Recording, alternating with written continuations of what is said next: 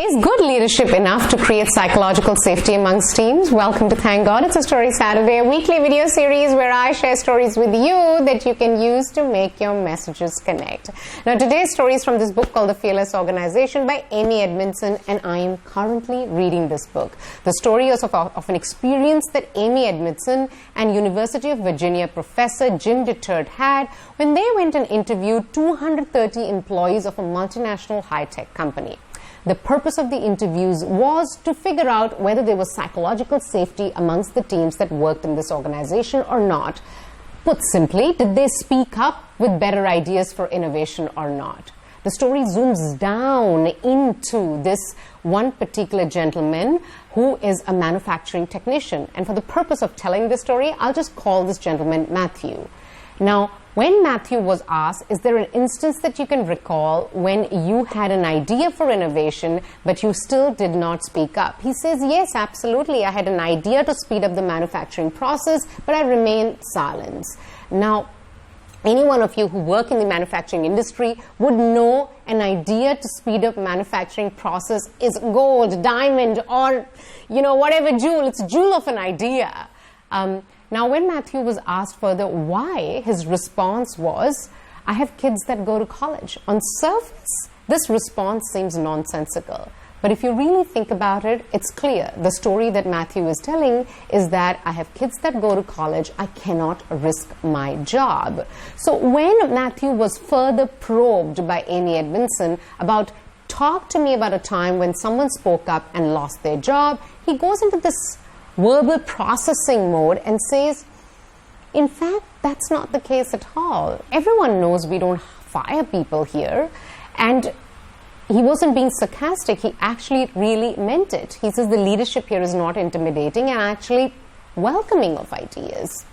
But then there is this gravitational pull in silence. Silence says to you that I am safe and I'm a better story than a sorry.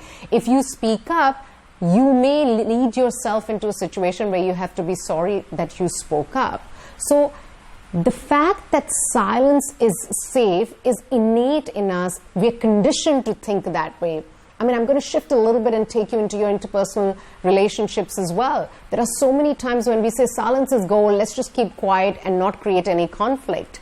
But when it comes to ideas and innovation in organization, silence is really, really a roadblock, because if people don't feel safe to speak up, you will never have the innovation you desire to take the organization forward. Now, let's try and understand this problem a little bit. People like Matthew have two options: to speak up or to remain silent. Now, if Matthew speaks up, then who benefits from it? The organization or the customers benefit from it. If he remains silent, who benefits from it? He benefits from it because he doesn't expend any energy at all. Let's talk about the time it's going to take before he sees any benefit from speaking up. It will be a while, because he'll be called into meetings and discussions and, all this sort of stuff where he will have to expend his energy. But if he remains silent, he killed that whole process that awaits him if he speaks up. And let's talk about the certainty of the benefit.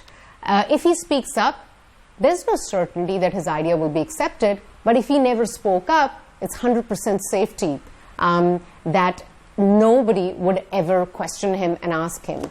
The thing here is that no one ever gets fired for being silent. So obviously the safety that comes with silence is amazing. The question then is, for people who lead organizations and want innovation and ideation to take place, how are you going to make speaking up more attractive than silence for people? How are you going to help Matthew send his kids to college and create this self-relevance in this speaking up that actually becomes the super glue of motivation to speak up? Stay storied.